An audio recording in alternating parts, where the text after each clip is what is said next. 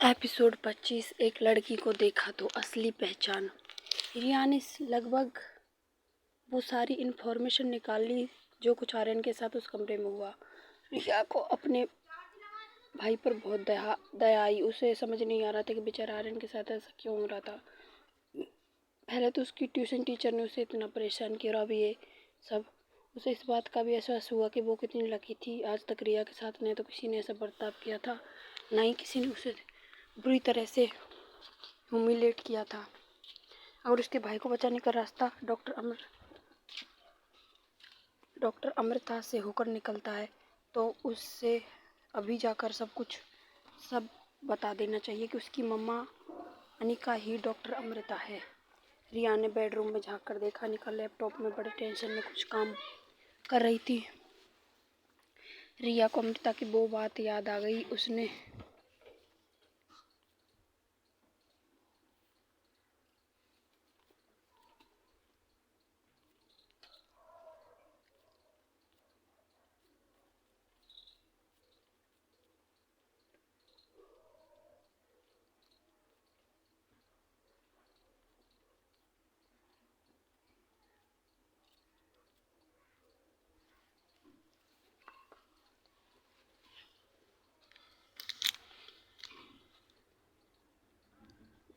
उसकी मम्मा अनिका ही डॉक्टर अमृता। तो रिया ने बेडरूम में झांक कर देखा।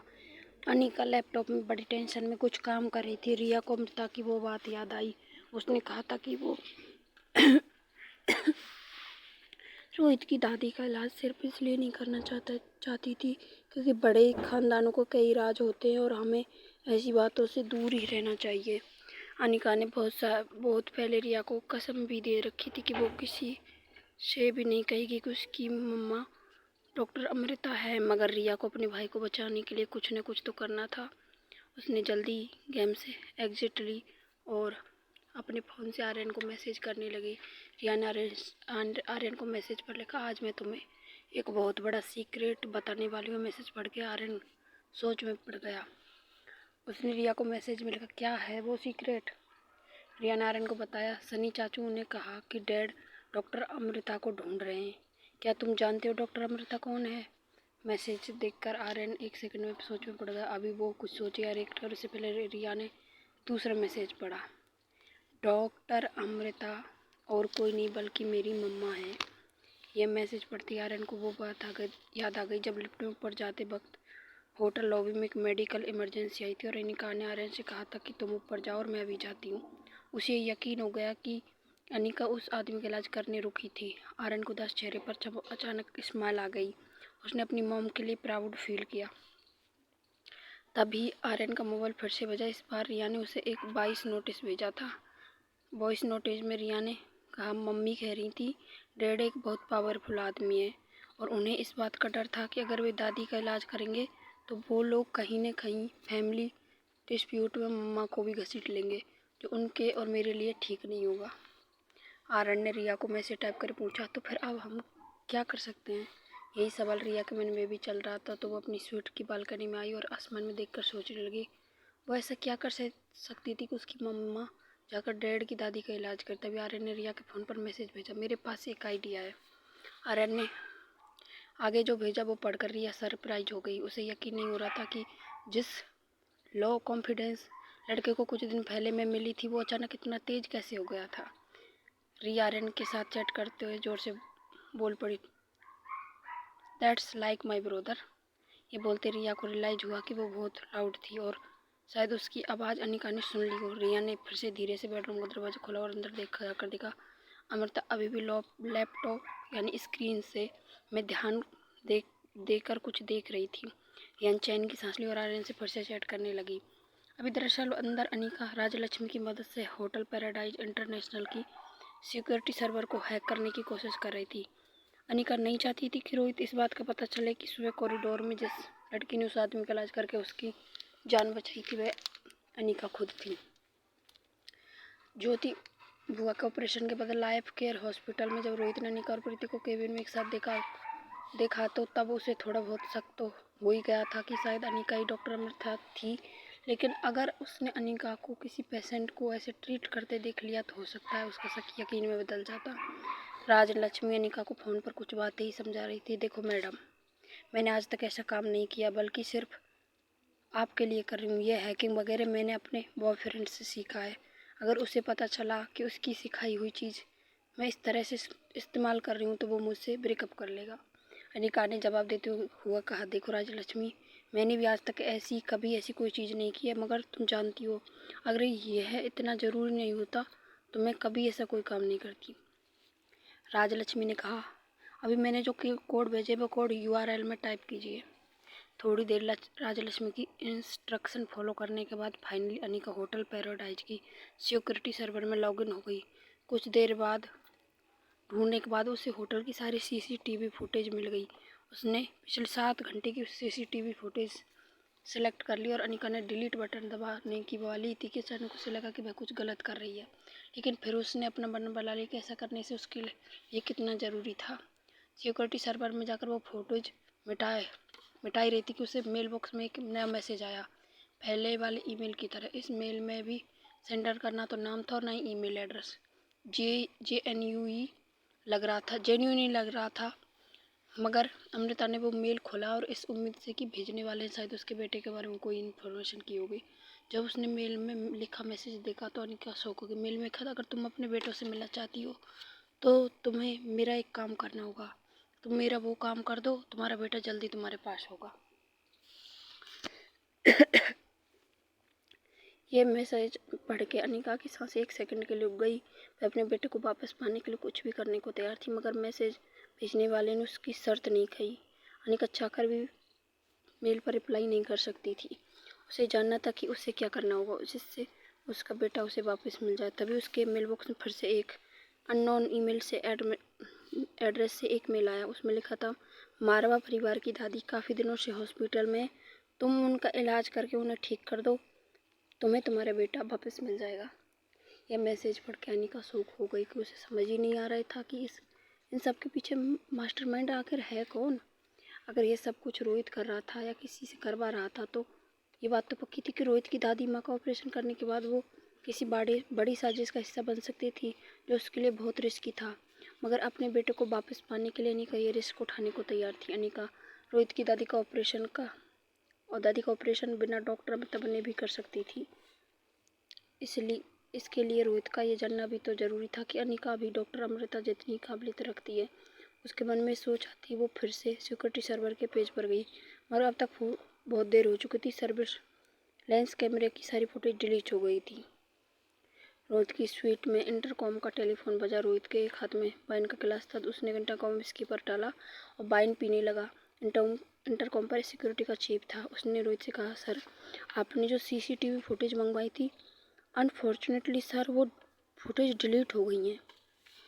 रोहित ने हैरानी से सिक्योरिटी से पूछा, व्हाट, ये कैसे हो सकता है?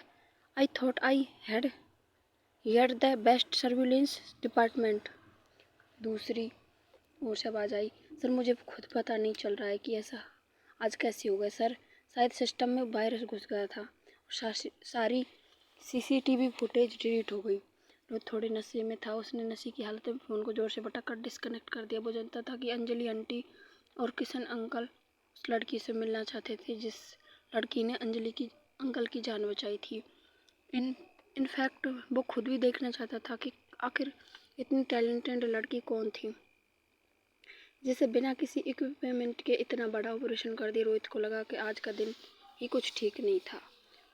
तभी उसे याद आया कि जब से धीरज आर्यन को डरा कर गया तब से उसने आर्यन के साथ बात तक नहीं की। वो चाहता था कि थोड़ी देर के लिए वो अपने बेटे के साथ बैठकर बात करे।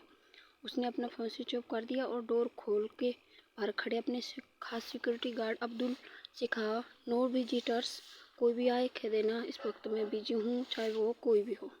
ये कहकर रोहित ने दरवाज़ा बंद कर दिया। उसने अपने हाथों से अपने चेहरे को ठीक करा और चेहरे पर थोड़ी सी स्माइल लाकर बेडरूम का दरवाज़ा खोला। रोहित बेडरूम में आर्यन के पास जाकर बैठ गया। उसे पता था कि वह नशे की हालत में है, मगर वो इस बात का पता आर्यन को नहीं चलने दे रहा था। रोहित ने आर्यन के सिर पर हाथ फेरते हुए कहा, तुम सिर्फ मेरे बेटे हो और सिर्फ मेरे। ये लोग जो तुम्हारे बारे में कह रहे हैं वो इसलिए क्योंकि वे जलते हैं तुमसे। मैंने कहा था ना तुमसे, किसी पर भरोसा नहीं करना चाहिए, किसी पर ही नहीं करना चाहिए। ये सारी बातें तुम्हें उम्र के साथ पता चल जाएंगी। तब तक सिर्फ उन पर भरोसा करो। जीन पे तुम्हारे डैड को भरोसा है।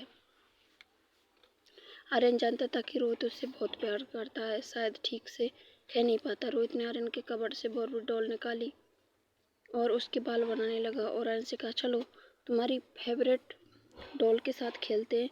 रोहित को देखकर आर्यन हैरान हो गया। बाहर अनिका रोहित के कमरे की ओर बढ़ी रही थी। तभी रोहित के कमरे के बाहर के दरवाजे पर उसके बॉडीगार्ड अब्दुल ने अनिका को रोकने का इशारा किया और कहा, प्लीज मैम, आप इस वक्त मिस्टर रोहित से नहीं मिल सकती। अनिका ने मन बना ली थी कि रोहित को सब कुछ बता देगी कि वो ही डॉक्टर अमृता है। उसने गार्ड से कहा, देखिए मेरा मिलना बहुत ज़रूरी है। तभी अब्दुल ने कहा कि आपके पास कोई अपॉइंटमेंट है? मिस्टर रोहित को अपॉइंटमेंट लिए बिना नहीं मिल सकते। अगर आज आपके पास अपॉइंटमेंट भी है तो भी वो कैंसिल करनी होगी। सर किसी से नहीं मिलना चाहते। अनिका को कुछ समझ नहीं आ रहा था। आज जब वो खुद चलकर रोहित से मिलना चाहती तो गार्ड उसे रोक क्यों रहे थे। अनिका ने अब्दुल को देखते हुए कहा, ठीक है फिर कह देना अपने मिस्टर मारवा से कि डॉक्टर अमृता उन्हें ढूंढ रही थी। इतना कहकर अनिका वहाँ से चली गई। तभी एक गार्ड ने अब्दुल से कहा, कहीं ये डॉक्टर अमृता तो नहीं जिन्हें सर काफ़ी अरसे से ढूंढ रहे हैं। तभी अब्दुल ने कहा, अरे ये लड़की अनिका है। इसकी इन्फॉर्मेशन निकालने में खुद शनि बाबा के साथ गया था। ये तो कभी कॉलेज भी नहीं गई। दूसरे गार्ड ने अब्दुल से कहा, फिर ये ऐसा क्यों कर रही थी जैसे कि यही डॉक्टर अमृता हो। अब्दुल ने हंसते हुए जवाब दिया, अरे भाई आजकल की लड़कियाँ क्या को तुम जानते नहीं हो। रोहित सर के करीब आने के लिए कुछ भी कर सकती है, लेकिन हम यहाँ क्यों खड़े हैं? ताकि रोहित सर को ऐसे लोगों से हम दूर रख सकें। दोनों गार्ड हंसते हुए फिर से अपनी ड्यूटी करने लगे। अगले दिन सुबह भी जब रोहित ने अनिका को मिलने नहीं बुलाया तो अनिका सोच में पड़ गई। मेरे मैसेज के बावजूद रोहित ने मुझे मिलने क्यों नहीं बुलाया, जो खुद इतने वक्त से डॉक्टर अमृता को ढूंढ रहा था। जब अब डॉक्टर अमृता सामने से उसे मिलना चाहती है तो वो उससे मिलने से इनकार क्यों कर रहा है। अनिका को किसी भी तरह अपने बेटे के बारे में जानकारी चाहिए थी, इसलिए रोहित की दादी का ऑपरेशन करना जरूरी था। अनिका अभी ये सोच ही रही थी कि हॉस्पिटल से ज्योति बुआ का फोन आया। ज्योति बुआ अनिका से मिलना चाहती थी। अनिका को भी याद आया कि उसे ज्योति के ऑपरेशन के बाद उनकी रिपोर्ट भी एक बार देखनी थी। लाइफ केयर हॉस्पिटल में ग्राउंड फ्लोर पर अंजलि आंटी अब्दुल्ला से बातें कर ही रही थी कि अब्दुल ने अंजलि आंटी से कहा, मैडम आई एम सॉरी, हमारी होटल का सिक्योरिटी सर्वर में वायरस आ गया था, उसी की वजह से कल की सारी फुटेज डिलीट हो गई हैं। I am sorry, really sorry ma'am. हम उस लड़के का पता नहीं लगा पाए जिसने किशन सर की जान बचाई थी। ये बात सुनकर अंजलि आंटी बहुत मायूस हो गई। उसे एक बार उस लड़के को थैंक्स कहना था जिसने उनके हस्बैंड के मुंह को मौत के मुंह से बाहर निकाला था। अभी अंजलि आंटी अब्दुल से बात करी रही थी कि तभी उन्होंने देखा हॉस्पिटल के बाहर एक टैक्सी रुकी। एक लड़की उतरकर हॉस्पिटल स्टेयरकेस की ओर चलने लगी। उम्र की वजह से अंजलि आंटी की दूर की नज़र थोड़ी कमज़ोर ज़रूर थी, मगर दूर से ही उन्हें लगा कि इस लड़की की चाल ढाल बिल्कुल जैसी थी जैसी उस लड़की की थी। तभी अनिका की सलवार कमीज का दुपट्टा कोरिडोर में लगे एक पौधे में फंस गया। अंजलि आंटी तेजी से उस लड़की की तरफ चलने लगी। अनिका ने अपना दुपट्टा पौधे से हटा और फिर से स्टेयरकेस की ओर चलने लगी। अंजलि आंटी ने अनिका से को आवाज़ लगाना शुरू किया, अरे बेटा सुनो, हेलो सुनो, मैं तुमसे कह रही हूँ। इतना कहकर कॉरिडोर में खड़े 3-4 लोगों ने मुड़कर अंजलि आंटी की तरफ देखा, मगर उनकी आवाज़ हॉस्पिटल की शोर से अनिका को सुनाई नहीं दे रही थी। स्टेयरकेस के पास आते अनिका ने देखा कि सामने लिफ्ट का दरवाज़ा खुला था। उसने सोचा कि लिफ्ट जल्दी सेकंड फ्लोर तक पहुंच जाएगी, इसलिए वो लिफ्ट में चली गई। लिफ्ट में जाने के बाद जैसे अनिका मुड़ी तो अंजलि आंटी को उसका साफ चेहरा नजर आया। वो कभी नहीं भूल सकती थी उस चेहरे को जिसने उनके पति की जान बचाई थी। अंजलि आंटी ने अब्दुल्ला को इशारा करते हुए कहा, यही है वो लड़की जिसने मेरे पति की जान बचाई थी। एपिसोड 26। एक लड़की को देखा तो अंडर ऑब्जर्वेशन। अनिका ने सोचा नहीं था कि जिस आदमी का उसने ऑपरेशन किया था उसकी पत्नी उसे हॉस्पिटल में इस तरह मिल जाएगी। अंजलि आंटी ने अनिका की ओर इशारा करते हुए फिर से कहा, थैंक यू सो मच, आज तुम्हारी वजह से मेरे हस्बैंड जिंदा हैं। अनिका के आसपास खड़े लोग बड़े सम्मान के साथ देखने लगे। अनिका लिफ्ट से बाहर निकली। उसने अंजलि आंटी से कहा, हाँ जी मैं यहाँ अपने रिश्तेदार से मिलने आई हूँ। अब्दुल तो ये देखकर चौंक गया, तो उसने अंजलि आंटी से फिर से एक बार पूछा, मैडम क्या आपको यकीन है कि इस लड़की ने? अब्दुल अपनी पूरी बात करे उससे पहले आंटी ने उससे जवाब दे दिया, इस लड़की को मैं कैसे भूल सकती हूँ, कोई चांस ही नहीं, यही तो है वो। ये बात सुनते ही जैसे ही अब्दुल अपनी जगह पर जम गया हो, उसने जो सुना तो उसे यकीन नहीं हो रहा था कि अब्दुल ने अनिका से पूछा कि आपने मेडिकल ट्रेनिंग ली है। अनिका ने अब्दुल को तीखी नज़रों से देखा। अब्दुल को अपने किए पर शर्मिंदगी महसूस हो रही थी, क्योंकि कल रात अनिका ने उसे बताया था कि वो रोहित से मिलना चाहती थी। तब अब्दुल ने सोचा था कि वो लड़की कभी कॉलेज नहीं गई, उसे मेडिकल साइंस के बारे में क्या ही पता होगा। बहाना बनाकर बस रोहित के करीब आना चाहती होगी, मगर अब्दुल को एहसास हो चुका था कि वो गलत था। तभी वहाँ रोहित लेबोरेटरी से किशन जी की स्कैन रिपोर्ट्स लेकर हॉस्पिटल कॉरिडोर में आया। रोहित ने देखा कि अब्दुल आंटी और अनिका साथ साथ खड़े होकर कुछ बात कर रहे थे। अंजलि आंटी जिस तरह से अनिका की ओर देख रही थी, रोहित के डाउट हुआ कि शायद अनिका ही वो लड़की है जिसने किशन अंकल की जान बचाई थी। रोहित उनके पास आया और अंजलि आंटी से पूछा, आंटी आप इन्हें जानती हैं? क्या यही वो लड़की है? अंजलि आंटी ने एक बड़ी स्माइल देकर रोहित से कहा, yes Rohit, she is the one. Anika का ये नया रूप देखकर रोहित फिर सरप्राइज हो गया। वो समझ ही नहीं पा रहा था कि आखिर अनिका है कौन, अच्छी या बुरी, स्कूल ड्रॉप्ड या कोई जीनियस। रोहित बस उसकी आंखों में ही देख रहा था। रोहित जिस तरह अनिका को देख रहा था, वो धीरे धीरे अंजलि आंटी, अब्दुल, आसपास के खड़े लोगों ने भी नोटिस किया। अनिका रोहित की नज़र हटाने के लिए यहाँ वह देखने लगी और फिर अचानक अब्दुल से पूछा, क्या मुझे मिस्टर रोहित मारवा की अपॉइंटमेंट मिल सकती है? अनिका की इस बात पर रोहित ने अनिका से पूछा, अपॉइंटमेंट? किस बात की अपॉइंटमेंट? रोहित की बातों से अनिका को पता चल गया कि शायद कल का रात का मैसेज अभी तक अब्दुल ने रोहित तक नहीं पहुंचाया था। रोहित ने अब्दुल से पूछा, क्या आपने मेरा मैसेज मिस्टर मारवा को नहीं दिया? अनिका की बात सुनते ही अब्दुल के चेहरे का रंग उतर गया। रोहित ने अब्दुल की ओर देखकर उसे कड़क आवाज़ में पूछा, अब्दुल ये किस अपॉइंटमेंट की बात कर रही हैं? इनका मैसेज क्यों नहीं दिया तुमने मुझे? अब्दुल को अपनी गलतफहमी का एहसास हुआ और वो अटक अटक के रोहित से बात करने लगा। वो दरअसल मैडम कल रात को आपसे मिलना चाहती थी, आपकी दादी के ऑपरेशन के लिए, पर कोई बात करना चाहती थी।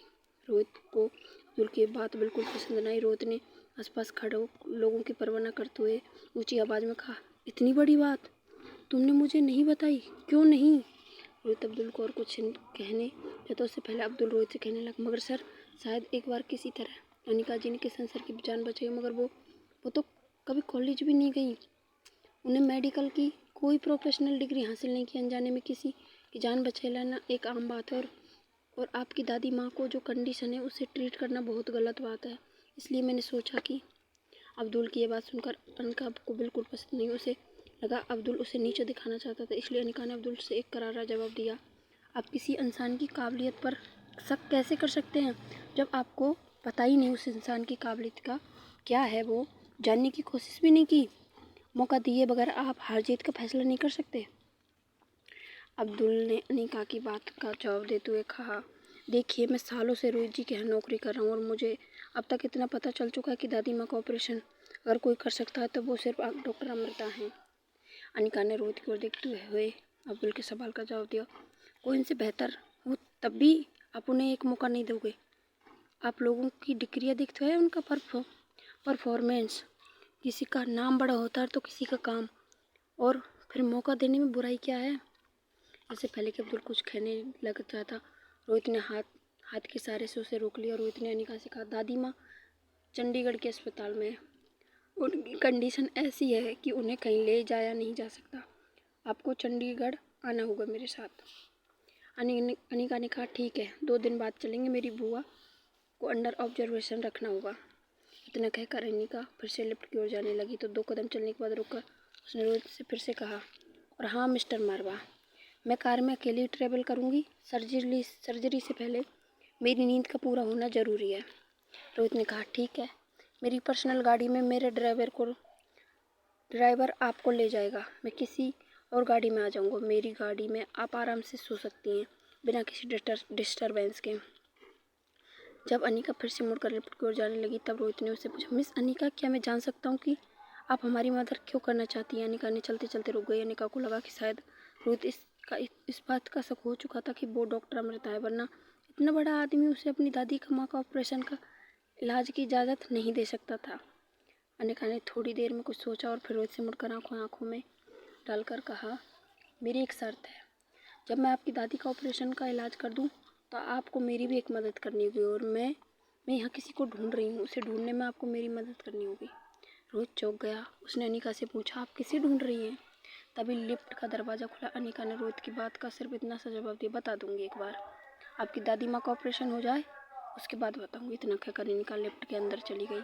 अनिका सिर्फ उस बेनाम ईमेल में लिखी बातों पर अमल कर रही थी।